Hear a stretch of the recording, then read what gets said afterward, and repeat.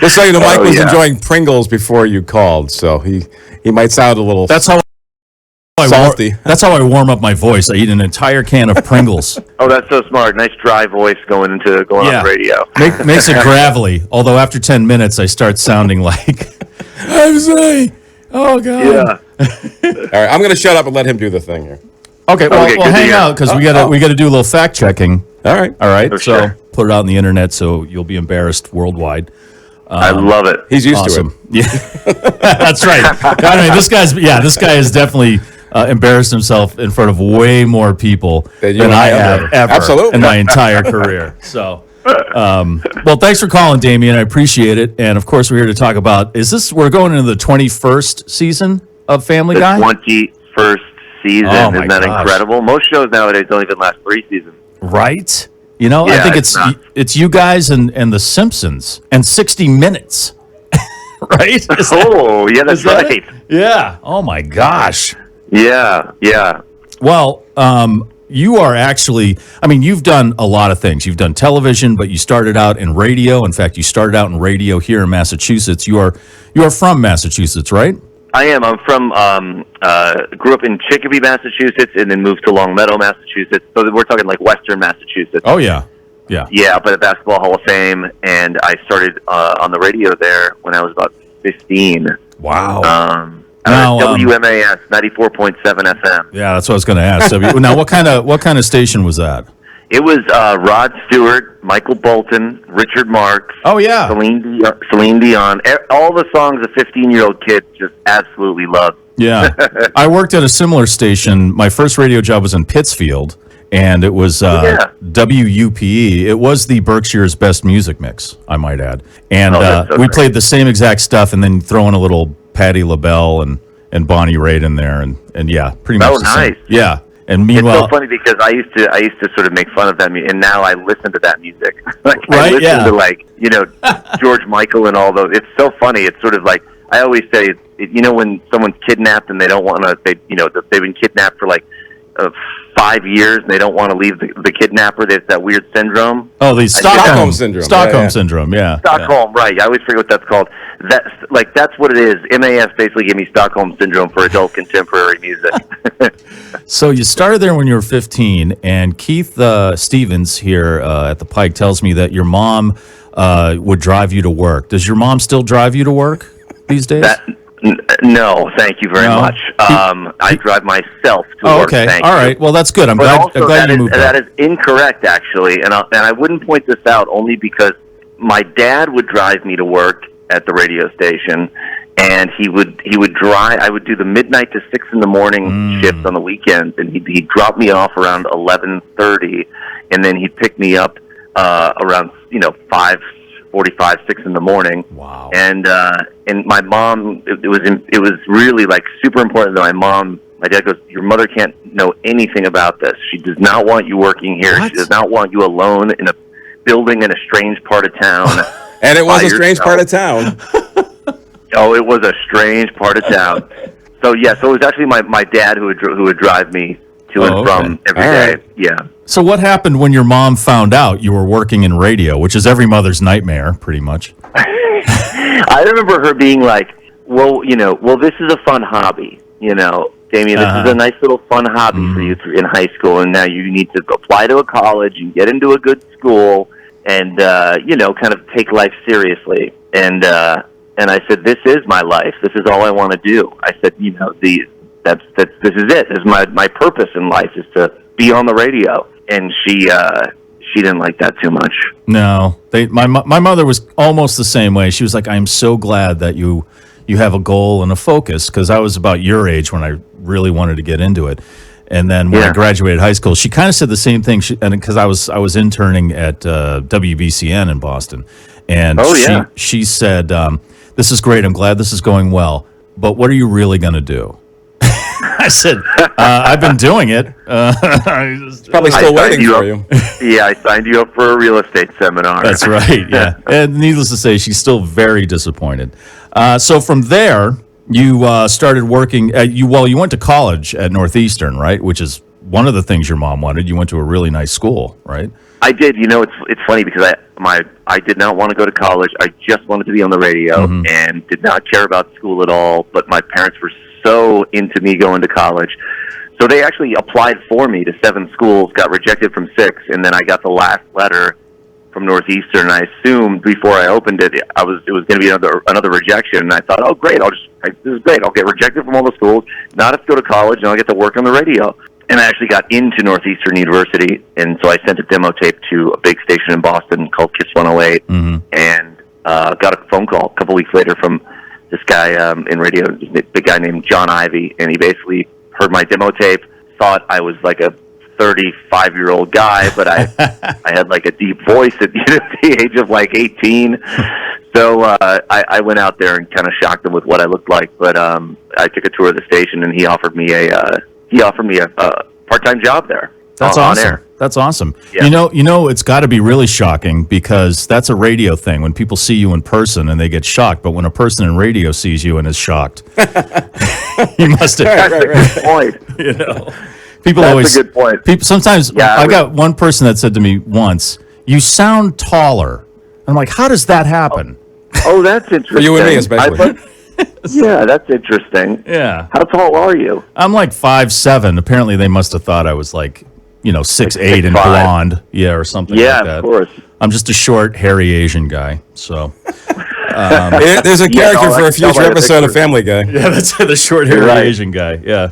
Yeah. So from there, that's how you found your way onto TRL on MTV. But Yeah. before that, you were kind of hesitant to get into TV from what I was reading because you had a horrible audition for a TV job before that. What was that? I did. There was a local show in Boston called The Movie Loft, and my friend was hosting it. Oh, my You know God. The Movie Loft? Oh, my God. Dana Hersey. Dana Hersey. Yes. Yes. Oh, my God. Yes, on Channel Yes. 38. Oh, so what, were you going to be Yes. the host? No, oh God, Oh, no. okay. But I went into audition, and my friend took over for him, or took over for maybe the second guy, whoever took over for him. And his name was Skip Kelly, and so he was doing 10 to 2 a.m. at Kiss 108, and then he got a job somewhere else, and so he was moving, and so he said, you should try out. They're looking for a new host. I can't host this show anymore. They're looking for a new host. And so I go, all right, whatever, fine. So I went down there, and I did such a bad audition. I remember the audio guy who was in charge of putting the microphone on me and clipping and taking it off. After I finished, he was taking the mic off, and he looked me in the eye, and he goes, well, that didn't go too well, did it? Oh, jeez. Oh, Yeah. my God. He just came out and said it, huh? Yeah, well, I tripped over a corner. I tripped over a corner of the rug. Remember, because it was like the set was sort of like a library, like sort Dana of a Hersey's big- study. Yes. Yes, a study, right? Like big leatherback chair. Right. And I remember tripping over a corner of the rug and trying to My God. play it off. It was such a nightmare. So I said, I drove back on Thoreau Drive. I drove home, white knuckled it, so angry at myself for doing anything other than radio. So I said, never again. I will never do television. I hate television. I don't want to do television. I love radio. What were you doing listening to someone else? And then, of course, MTV, the whole MTV thing happened where they came to the station on a casting search, and one of the producers there begged me to audition. And I said, no, I don't want to do it. I had a bad audition. No, I don't want. And so I went into eventually I agreed, but I said, fine, yeah, I'll do it. And in like Larry David style, I went in. I did not care at all. I had zero invested in it. All the other DJs, sitting in the lobby waiting to go downstairs for the audition, they were so nervous, palms sweating, and I went right down and just kind of did my thing. Got the first laugh during my audition, and it was like being hit by lightning. I'm like, this is what I want to do. This is the next thing. And so I became just obsessed with emailing the casting people at MTV and asking them, what the deal is, and when am I going to get a call back and all that stuff. And that was early 2000s, right? Yeah, that was 2002. Yeah. Oh, okay. So, 2002. That was when MTV started veering away from the music video thing. And, and I'm sure you were responsible for that. So thanks for killing something that meant so much to me in my life. So I take pride in in the death of your childhood. Well, that must have been an amazing job. You must have met some pretty amazing people Because the biggest stars always came by TRL, right? Yeah, it's funny because I'll be in the writers' room at Family Guy, and they'll bring up a name like Miley Cyrus or Justin Timberlake, whoever, and we'll Google them, and we'll look at the pictures, and inevitably I'll be standing on stage next to that person interviewing them, and they're like, Damien, why didn't you mention this? And I go, I'll be honest, you guys, I don't even remember the damn interview. Right. It's like it was every day. It was Madonna. It was Tom Cruise. It was Diddy. It was J-Lo. Oh my God! Tom Cruise. Yeah, was Tom Cruise like just crazy AF when he was talking to you then, or was he just starting? I would say he was crazy in the sense that he was insanely friendly. Like during commercial breaks, usually the celebrities or the whatever would go backstage, and we'd hang out and sort of talk about the next segment, whatever. He stayed out there during commercial breaks, and he shook every audience member's hand. He got their name. He basically went around the room going, "Hey, how you doing? I'm Tom. What's your name?" And it's like, "Oh, I'm Dan. Dan, nice to meet you, Tom Cruise. Hey, nice to meet you. What's your name?" And it's like, wow. He went around like to 80 people, and it was pretty wild. He was really, really, really super, super friendly. I'm just speculating here, but I think he was probably recruiting, right?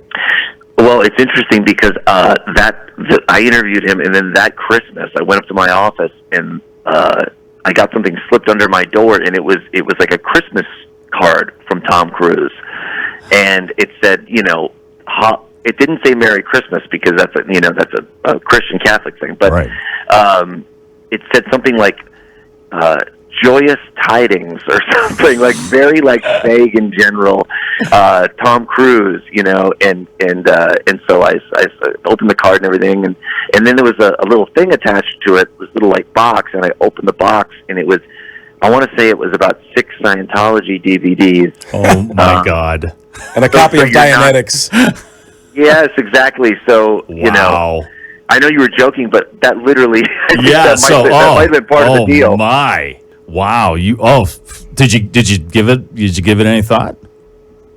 Oh no! I didn't do I'm Satan free. Thank you very much. Okay. Always have been. So from there, you worked. You had a chance to host the Late Late Show.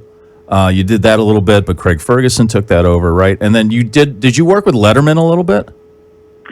I went on Letterman when I was up for the Late Late Show job, and that was absolutely terrifying because he's my idol. So right. Yeah, that was really cool.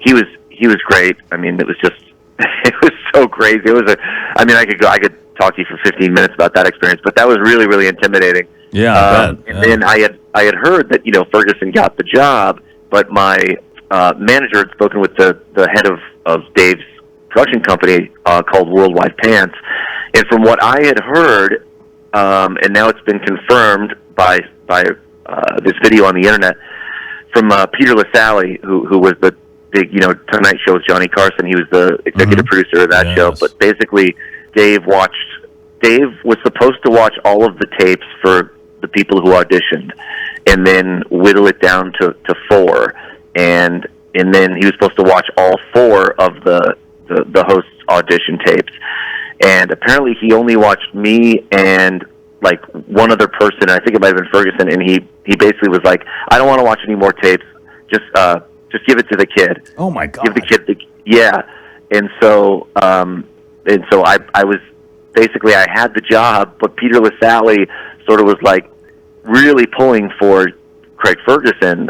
He just thought his sensibility was better suited for the audience. And to be honest, I was 24 years old. It was it would have been a wild swing for CBS to hire a 24-year-old for that time slot. But give it to the kid is sort of the quote that Letterman. Yeah, that's a letter of recommendation right there. Right, it's just mind-blowing. It's mind-blowing because I think about that, and then I think about how I got the job on Family Guy, which is through tweeting silly tweets and jokes, and literally Seth seeing my Twitter account and my jokes and retweeting me, and basically getting a call from my manager out of the blue one day. Hey, I just got off the phone with the showrunners of Family Guy. Seth wants you to write for the next season, and it's like a nod from Letterman, a nod from Seth. I'm like, this is incredible. Yeah, You know? Serendipity, boy. How much more amazing could your life get, for crying out loud? Well, I'm like, how come I don't have more money? Oh, like, okay. Well, yeah. more money. Yeah. I mean, that's getting all these endorsements. Well, let's talk about Family Guy, which it's going into its 21st season Sunday night. Sure. The 21st season premiere, and I mean, this show is consistently hilarious. Everybody on it does such a quality job. It's been banned in Venezuela, so that should go in the credits right there. Has it really? Yes, That's awesome. Banned in Venezuela. That. Yeah, banned in a country, and former vice presidential candidate and former governor of Alaska, Sarah Palin, said the people that work on that show are cruel, cold-hearted people. So, and I'm not a Sarah Palin fan, but I will say this. Yeah. I can admit when a woman's right. Yeah. It's very nice. So you were tweeting out like jokes and funny things. Seth MacFarlane saw this, and so now you get into have you ever been in a writing room before? Do they do that? Is it a writing room? You're all sitting together? No, I had never been in a writing room before. In fact, when I met with the showrunners, they said, Seth he's a big fan of yours, and we're fans, and we'd love to have you aboard. And I said, okay, this is like a dream come true, this show. I said, I just want you guys to know what you're getting into here. I have never written for television. I've never been in a writer's room. I have no idea how story works. And I tried to sort of sell them on not hiring me. And one of the showrunners, my boss now, this guy, Rich Appel, who worked for The Simpsons for many, many years, he basically, I'll never forget it, but he basically was like, you can teach story, you can't teach someone how to be funny. He goes, we'll take care of that. We'll teach a story. You can't teach someone how to be funny. And so that was like a light bulb for me. I said, that makes a lot of sense. Okay, I'm doing this. How many seasons ago is this, Damien? Like, how far back are we talking here? This is season 13 is when I joined. Yeah. Wow, it's been that long, huh? Wow. It'll be 9 years in November. That's amazing. It's crazy. So, and now you're not just a writer, but you're a producer. You've done some voices. I mean, you were Corey, for crying out loud, right? Yes, that's right. Yeah. I do my own like little YouTube character, Corey. Yeah. Yeah. That's amazing. It seems to me at times Family Guy is similar to South Park in the sense, not just the irreverence, but it seems like you guys are trying to get canceled really hard, and it just seems to, oh my God, it just seems to propel. It's so funny. We talk about is how most writers nowadays in Hollywood, they every 6 months they're looking for a new job because their shows are, even the best shows are only 4 or 5 seasons, 6 to 8 episodes a season. The writers' room is only 7 people. We've got 20 episodes. We've been on for 21 years. So we're just honestly, the mood in the writers' room is we feel like we're getting away with something. It's like we hope this train just keeps rolling, as long as it can. But I will say this, like, there has been, the last few years have been absolutely insane. I don't think I don't think this is news to anyone. So we are, I think we've made some adjustments in terms of being, adjusting to like the temperature of the culture and not saying things that we used to say, all that kind of stuff. But I also think that this season in particular is more like okay, let's take the gloves off a little bit more. I think that's that's the mood in the culture right now. Is people are kind of in the mood for sort of gloves off comedy a little bit. We need that a little bit more. Yeah, I think we need that. We need to be slapped. Yeah, I think so. So what were if you can tell me, what were some of the things that Fox shot down while you've been on the show? They were like, no way, that's never going to happen. It's so funny because, I can't think of anything. Well, I can think of specifics, but they're more of just words because our showrunner went to Harvard Law School and he didn't finish, but he wanted to. He was like, this is not for me, and he went into comedy. And so, but he knows law in and out, and so he will be the one who gets on legal calls with Fox or with Disney to argue for words that I probably couldn't say on the radio, but a big win. There was a huge, we were in the writer's room one day, and we're working on something, and Rich is out of the room. Rich comes, storming through the doors, and he goes, I got it. He goes, we got it. We got this. no. And this is like a Harvard educated, guy, and it's like he's like my mother is so proud of me, that so proud of my Harvard education finally paid off. I convinced Fox Legal to let us use the word "dildo" in a scene. Oh, that's great. Well, I mean, some dildos are worth fighting for, and that was one. That's right. I think that's a Chicago song. Yeah. Well, that's awesome. So the 21st season starts Sunday night, so you can let us know. We won't tell anybody who dies. Oh, is Meg, what? Is Meg going to die? I will say this. It's okay. So this episode I wrote actually, and it is a 3-part episode, and it's called Oscars Guy. And basically, we do our parody of 3 different Oscar movies. One being Silence of the Lambs, one being American Beauty, and then the other is Forrest Gump. I think in Silence of the Lambs there actually is a death. I forget who it is. But you have Stewie as Hannibal Lecter. You have Lois as what was her name? Jodie Foster's character. Jodie Foster's character. Yeah, right, exactly. Yeah. Oh, that's great. And then Peter's Forrest Gump. And it's a really. I'm really happy with this episode, and everyone pitched a lot of funny jokes for it and everything, so it came out really great. Well, that's awesome. Looking forward to it. And you have had an amazing several careers so far. Your story is incredible, and I'm actually looking forward to the book, if there isn't already one out there. I know. Everyone says that. They're like, write a book. Yeah. You know what's funny is every writer hates writing. So it's like the last thing I want to do is sit down and write.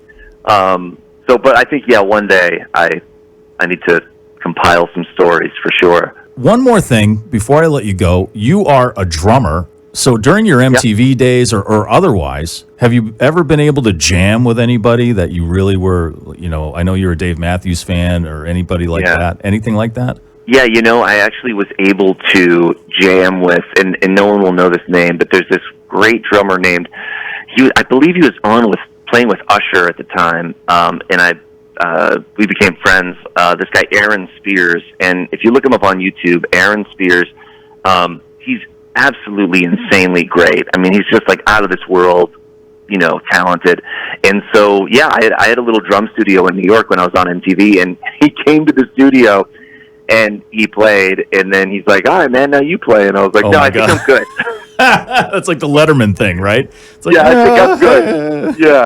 Yeah. So that was pretty cool. And then I met the drummer for Santana, this legendary guy. Santana came to TRL. This guy, Dennis Chambers, who influenced Carter from Dave Matthews, influenced basically every drummer that plays now. Yeah, so I've met a few. It's been pretty awesome. Oh, Kenny Aronoff too. Oh yeah, he's a Massachusetts guy too. Yeah. I became friends with him. Went out to dinner with him. It's funny. I was out at a dinner in New York, outside on like a sidewalk table, and this girl came up to me and she's like, "Hey, are you Damien?" I'm like, "Yeah," and she recognized me, and I was like, Kenny was like, "Oh man, I could feel he was like a little jealous of me getting recognized." Anyway, so we talk and talk. 40 minutes goes by, and then a guy comes up to the table, and I assume it's going to be another, "Hey, are you Damien? Are you the MTV guy?" And comes up and he goes, "Hey, are you Kenny Aronoff?" And Kenny looks at me right after that guy says that, and he goes, "It's 1-to-1, mother." That's I'm awesome. like, "Oh, okay, I get you now. All right." Have you been playing drums your whole life? Like, were you in a band when you were back here in Massachusetts in high school? No. Okay. I got into it late, like when I was 19. Oh, okay. Yeah, no, I went and saw Dave Matthews Band, and I was like, I didn't even want to go to the. It's so funny. There's so many things in my life that I ended up loving or doing for a long time that I was initially like, nah, I don't want to do that. But I didn't even want to go to the show, and then the second the show started, I was kind of became like, what is going on behind those drums there? Yeah. What is he even doing? I've never even heard like anyone play like this. Yeah, So, Carter Beaufort is a force to be reckoned with. I worked in Richmond, Virginia for a long time, and they used to play for free at this place called the Flood Zone every Wednesday night. No way. I know. Yeah, I've heard of that place. Yeah, they recorded their first independent album there. Yeah, a lot of that live stuff came from the Flood Zone gigs or tracks in Charlottesville. And I just remember one of my first radio gigs down there was I had to drive the van down and put up the banners because we were presenting them every Wednesday night. And it was only like the first couple weeks, you had maybe 20, 30 people at the show, Wow. and a place that fit easily like 1,500 people. But I just remember being mesmerized by Carter Beaufort and the rhythms. It was so subtle, like you couldn't tell just listening to the song, but watching him play, it was like, what is he doing? He's doing like 4 different things with his legs and his arms. Yeah, he was amazing. He's just so even back then he was like that. That's such a cool story. I love hearing that. Oh yeah, back then they had a piano player, and I believe he left the band to go become a dentist, and I hope he's successful because bad move. I'd be kicking myself. He was very nice. They were all very nice guys, but. That's what I've heard. Yeah, that's what I've heard. I got in touch with this guy from. You remember the lead singer of Vertical Horizon?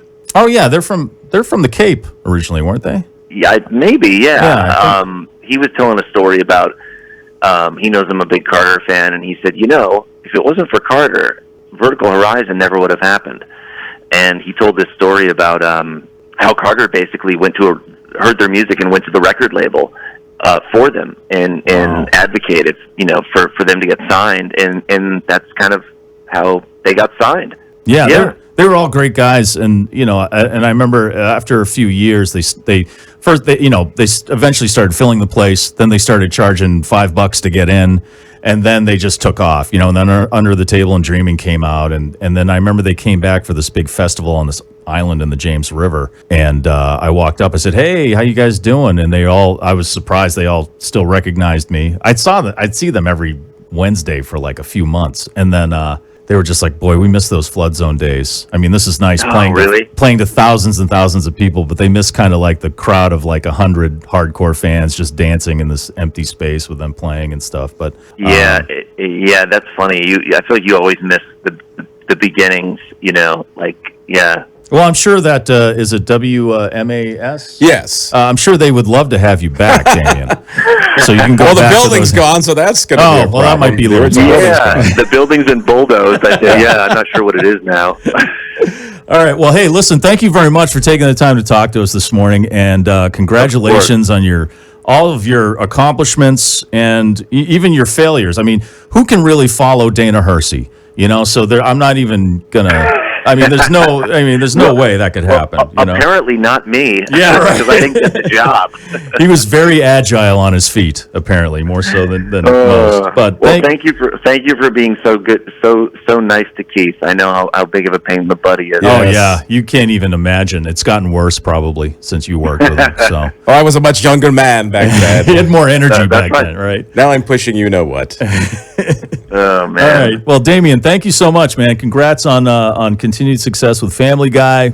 We'll all tune in on Sunday, and good luck, sir. When you're back in the area, if you ever come back to the area, please stop by, and we can both make fun of Keith together. Oh, that would be great. In person would just be so great. It's like Zoom compared to being in person.